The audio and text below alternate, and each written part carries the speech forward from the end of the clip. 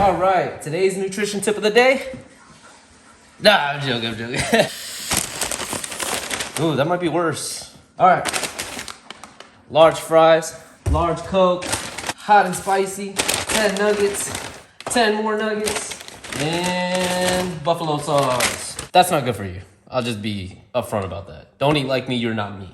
This 20 nuggets, 960 calories, 50 grams of protein. That's not too bad. Putting it all together, probably bad. So, today's nutrition tip of the day, eat protein. It's vlog number 15, and today we're gonna do some heavy back squats. So I'm gonna take this opportunity to show you how I approach the back squat. Let's get it. First, we need some weights. What I want to talk about is what style of back squat we do for Olympic weightlifting, or in the sport of Olympic weightlifting. Do we actually back squat in competition? No, our competition lifts are the snatch and clean and jerks. So our goal is to get the most carryover strength-wise from the back squat into the snatch and clean and jerk. So how we do that is by performing a high bar back squat. We have it high on our traps, not low like this, like a power lifter. We can do more weight like this, but doing it high bar is gonna get the most carryover. The next thing that we wanna be able to do after you find your stance, are you wide?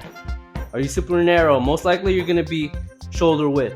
So after you find that, you wanna be able to get super low. Get comfortable with this position, because in order to get the most weight in the snatch and the clean and jerk, there's no other way you're getting around it. You gotta be able to get low. And there's gonna be some stretches I'll do in the future in order to share with you how I get as low as I get. Everyone back squats a little bit differently, but the principle should be the same. As we already stated, you wanna get low, but the things that's gonna hinder most people or cause the most variation is gonna be the mobility in the hips, knees, and the ankles. If you're not able to get very low because you got tight hips, you might have to squat a little bit wider. Squatting wider allows you to get your torso a little bit more through and get into a more stable bottom position.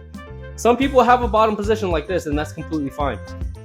Then you just have to get strong. A common question that I have is, how should your knees track? People do it very different. I just don't want you guys to be in the extremes. An extreme tracking of the knee would be very inwards of the knees, like this, or maybe very external.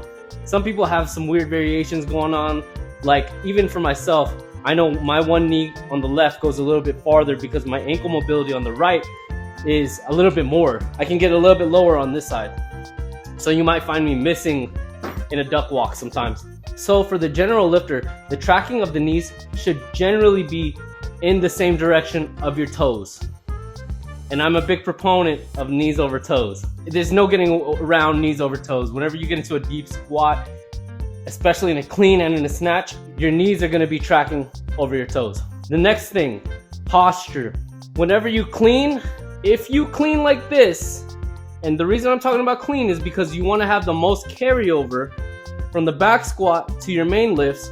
If you clean like this, you run more of a risk of the bar slipping off your shoulders and you missing the lift. And even in the snatch, if you're like this, the stability overhead might not be as good as if you're able to stay more upright. So my point is, you want an upright back squat. Your posture should be up, as opposed to a low bar back squatter, which is very much like this. Try to keep the same posture in your back squat as you would in your front squat. The next thing, something that a lot of people don't think about, is the balance in your feet. A lot of lifting, and my coach tells me this, a lot of the weightlifting is done in the front foot to mid foot. If you find yourself in your heels, it's very hard to recover from lifts. That could be the back squat, front squat, snatch, clean and jerk. If you find yourself snatching like this and your toes come up, you're off balance. Same thing, if you find yourself like that, it's all about balance. So same thing with back squat. Keep the balance in the mid foot to front foot. Or at the very least, to keep it simple, whole foot. Last thing, and I don't know if this is the most important thing, but it's something I'd like to talk about, is the bounce. Whenever you find yourself in a clean, the most efficient way to get out is not to do a pause squat and then come out, or not to fight the bar, bounce around and then come out.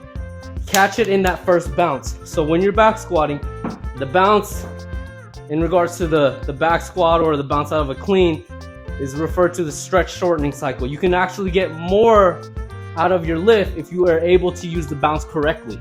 So you want to keep a good tension on the back squat, good posture, good balance in the feet.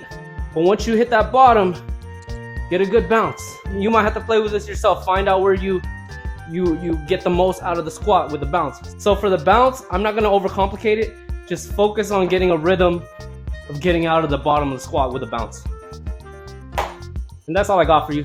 Catch me in a little bit. I'm about to max on my squat.